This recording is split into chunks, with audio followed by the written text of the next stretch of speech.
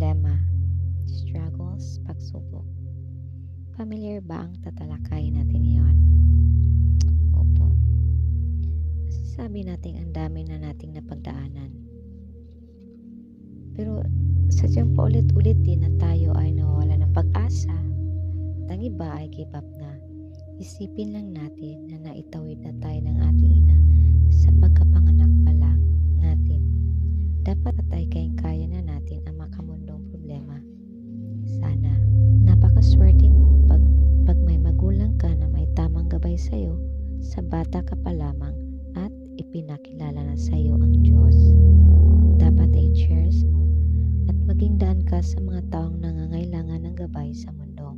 Pero paano pag sa sarili mong pamilya ay nagsimula na ang problema mo? Paano ka kaya harap sa labas o magtitiwala? Kaya marami ang napapariwara at umalis sa kanilang sariling tahanan. Problems, pains, betrayal, and hardships will make or break you bilang tao. Magiging excuse ng iba kung bakit sila napariwara o maagang nag-asawa dahil sa family problems.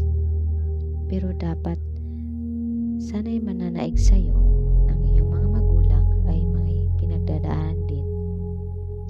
Dahil they are both strangers before they met at hindi natin alam ang pinagdadaanan nila. At nung nagkaroon sila ng pamilya ay hindi sila handa, kaya mga anak ang naiipit o kawawa sa sitwasyon. Kung ikaw ang anak, hindi ko alam kung anong sakit ang daladala mo o trauma from your own family. Pero if you'll be given a chance, don't abandon your family. Sadyang nagkaroon ka lang ng mga magulang na walang kakayanan na harapin ang responsibilidad sa pamilya. I hope na nasa puso mo pa rin na gustong mabuo ang iyong pamilya. At kung hindi na pwede, ay makuha mo pa rin patawarin sila at bigyan ng pagkakataong maging magulang muli. O ikaw ang bubuo uli ng iyong pamilya. Ask God's guidance na sabay-sabay kayong mag-heal at bumuo muli ng magagandang alaala bilang isang pamilya.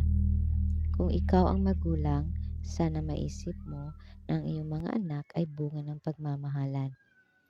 Pero kung hindi niyo magampanan, sana ipaintindi ang mga pangyayari at dahan-dahanin ang mga na maging magulang muli.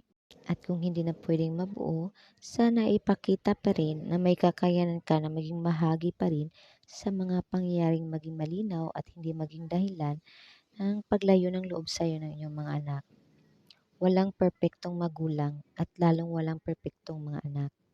Blended family is now the new face of family. Dapat bilang anak ay maging bukas ka at intindihin ang mga desisyon ng magulang na binuo nila. Pwede mo pa rin mabago ang sariling pamilya na gusto mo sa hinaharap sa pamamagitan lamang ng gabay ng Diyos. Psalm 46:1-3, God is a constant refuge, strength, and ever-present help in times of trouble. Isipin na kung anumang pagsubok na iyong haharapin, maging personal, pamilya, trabaho, o kinabibilangan mga komunidad, ang Panginoon ang natatanging maging sandigan mo sa anumang laban sa buhay. And for that, may God be praised. Amen. God bless.